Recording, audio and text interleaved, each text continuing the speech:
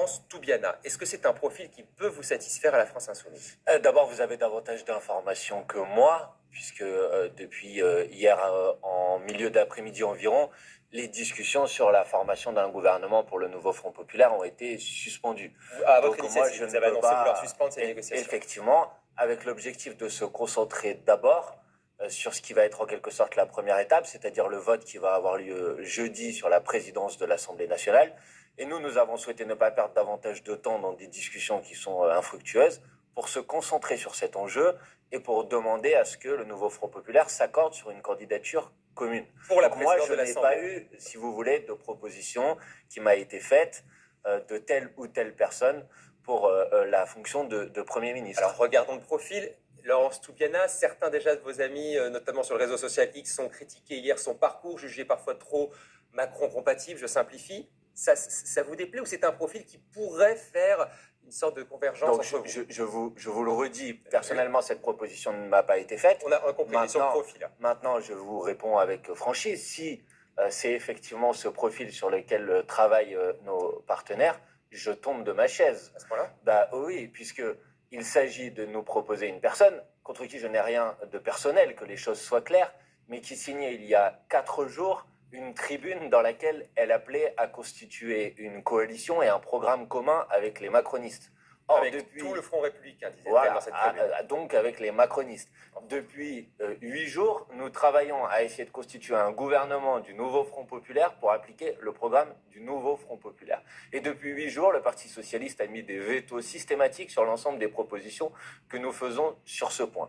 Et s'il s'agit désormais de revenir avec une proposition qui vise à faire précisément l'inverse que ce sur quoi nous travaillons depuis 8 jours, c'est-à-dire en quelque sorte faire re-rentrer par la fenêtre les macronistes qui ont été chassés par les électrices et les électeurs au moment des élections législatives, c'est une proposition qui ne me semble pas sérieuse. Donc c'est finalement pas sérieux, c'est un genre de profil que vous ne pouvez pas accepter à la France Insoumise. Pour des raisons politiques que tout le monde doit comprendre. Le nouveau Front Populaire est arrivé en première position aux élections législatives. Il s'agit donc de constituer un gouvernement pour appliquer le programme du nouveau Front Populaire et certainement pas de constituer une coalition avec les macronistes. Dans tous les cas, il vous manquera une centaine de sièges pour la majorité absolue, donc il faudra peut-être ouvrir cette coalition du nouveau Front Populaire. Ça, c'est une hypothèse que vous excluez. Mais écoutez, le nouveau Front Populaire ne dispose pas de la majorité absolue. Vous avez raison sur ce point. Mais nous disposons de ce qu'on appelle la majorité relative. À partir de ce moment-là, il s'agit de constituer ce gouvernement du nouveau Front Populaire, de mettre en place notre programme, et ensuite, chaque député au sein de l'Assemblée nationale aura la responsabilité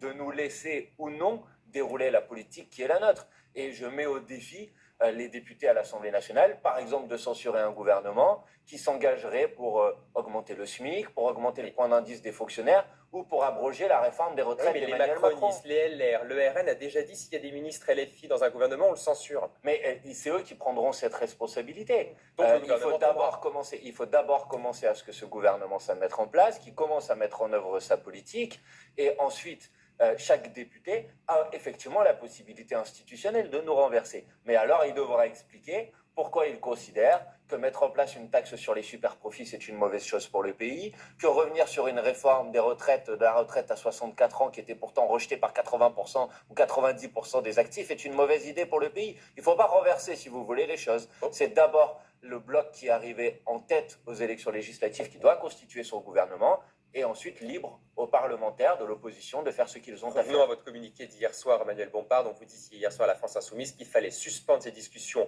pour Matignon dans un instant, pour se concentrer sur un candidat commun pour la présidence de l'Assemblée nationale dont le vote est prévu jeudi. Ça, c'est votre priorité.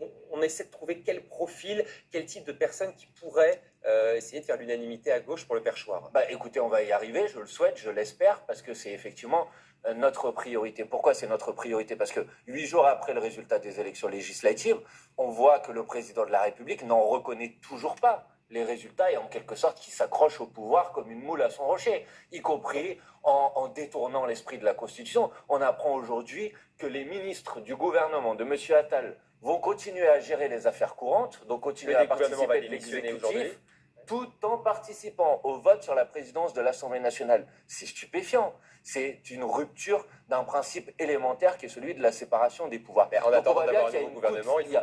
voit bien qu'il y a une forme de coup de force antidémocratique que le président de la République essaye de mettre en place, et c'est ça qu'il faut déjouer. Et pour ça, donc le vote de jeudi, c'est déterminant pour l'avenir du nouveau Front populaire? Ah bah, il me semble évident, c'est pas pour l'avenir du nouveau Front populaire, c'est pour l'avenir du pays, tout simplement.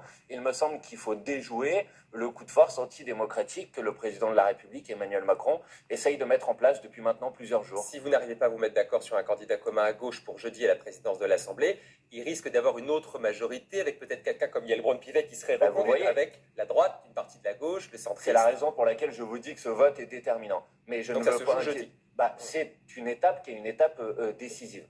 Et moi, je dis qu'il est indispensable que le nouveau Front populaire se mette d'accord sur une candidature commune et que nous, les Insoumis, ne serons pas un obstacle à la mise en place de cette candidature commune. C'est-à-dire, pour être très simple, que si il faut que les Insoumis renoncent à occuper cette fonction ou à proposer leur candidature à la présidence de l'Assemblée nationale pour permettre cette candidature commune, nous serons prêts à le faire. Pourquoi pas l'écologiste Cyrielle Châtelain, le exactement. Discutons de tout ça, mais en tout cas, nous ne ferons jamais partie du problème et toujours partie de la solution. Et on arrivera à trouver une solution pour l'Assemblée et pas pour Matignon? Eh bien non, mais les choses se font par étapes. Donc il s'agit d'abord de régler ce qui doit être notre priorité aujourd'hui, et puis ensuite, une fois que ce vote sera acquis, alors il faut effectivement continuer les discussions pour former ce gouvernement du nouveau Front populaire, mais il faut le faire autour de principes simples. Et donc, nos différents partenaires du nouveau Front populaire doivent réaffirmer que l'objectif est bien de constituer un gouvernement du nouveau Front populaire pour appliquer le programme du nouveau Front populaire et certainement pas de préparer une coalition avec les macronistes. Manuel Bompard, il y a d'autres postes évidemment qui vont être en jeu à l'Assemblée nationale. Il y aura bien sûr la présidence de l'Assemblée jeudi, mais aussi les vice-présidents, les questeurs, etc. Jusque-là, tous les groupes étaient répartis. Il y avait une vice-présidente LFI, il y avait 2 vice-présidents RN. Certains disent qu'il faut complètement exclure et barrer la route au Rassemblement national pour occuper le moindre de ces postes importants. Est-ce que c'est votre stratégie? Oui, j'y suis favorable, je le crois. Je crois que c'est ce qu'il faut faire. C'est par exemple ce qui existe dans d'autres parlements. C'est le cas au Parlement européen. Par exemple, on parle de cordon sanitaire, c'est-à-dire l'idée que le Rassemblement national, il ne s'agit pas de dire que ces députés ne siègent pas. Ils siègent, ils ont été élus par des électrices. Députés, et ils ont été élus par des électrices et des électeurs. Bien évidemment, ils peuvent siéger à l'Assemblée nationale, ce n'est pas le sujet. Mais par contre, il n'y a aucune raison que nous les aidions à occuper des fonctions à responsabilité au sein de l'Assemblée nationale. Traditionnellement, tous les groupes sont répartis proportionnellement pour ce genre de fonction. 143 députés, il ne faut pas une vice-présidente RN? Non, je vous le dis très simplement. C'est les députés à l'Assemblée nationale qui décident de la manière avec laquelle s'organisent les différentes fonctions à responsabilité au sein de l'Assemblée nationale. Et personnellement, je considère que le Rassemblement national ne doit pas avoir sa place dans ces fonctions. On voit bien à quel point le fait que les macronistes aient accepté en 2022 de leur attribuer des fonctions de vice-président a participé de leur stratégie de dédiabolisation, comme on dit. Et je crois que c'est à ça qu'il faut mettre un terme. Vous croyez vraiment toujours un gouvernement Matignon pour le nouveau Front populaire? Bien sûr. Parce que certains doutent, se disent, mais ils ne veulent pas vraiment gouverner à la France insoumise. Je comprends qu'il puisse y avoir des impatiences, je le comprends, mais il faut rappeler que, y compris la constitution du gouvernement de Gabriel Attal avait mis plusieurs semaines pour se mettre en place, voire que dans certains pays européens, il faut parfois plusieurs mois pour mettre en place un gouvernement. Non, mais à partir du moment où on revient sur des principes simples, les principes simples, c'est que d'abord le Parti socialiste doit renoncer à mettre des vétos sur toutes les candidatures qui ne sont pas proposées par lui. Sinon, on ne peut pas y arriver. Parce que vous faites aussi avec d'autres. Non, pas du tout. Par exemple, une proposition avait été formulée ce week-end à l'initiative, pas de la France Insoumise, mais du Parti communiste. La proposition du Guette Bello, qui est la présidente de la région Réunion. Le Parti socialiste a écarté cette proposition sans donner à aucun moment. Non, ce n'est pas vrai ce que vous dites. Il y a beaucoup d'écologistes qui sont opposés. Non, les écologistes avaient donné un avis qui était un avis positif vis-à-vis de cette candidature. Le Parti socialiste l'a écarté sans donner un seul argument qui permette de dire pourquoi il considérait que cette candidature n'était pas une bonne candidature. Donc il faut revenir à des principes simples, pas de veto successif du Parti socialiste, et le fait qu'il s'agit de constituer un gouvernement du nouveau Front populaire pour appliquer le programme du nouveau Front populaire. Si on réaffirme ces principes, oui, je crois qu'on nous pourrons avancer et aboutir ensemble. Manuel Bompard, coordinateur de la France Insoumise, était l'invité des 4V. Merci à vous, bonne journée.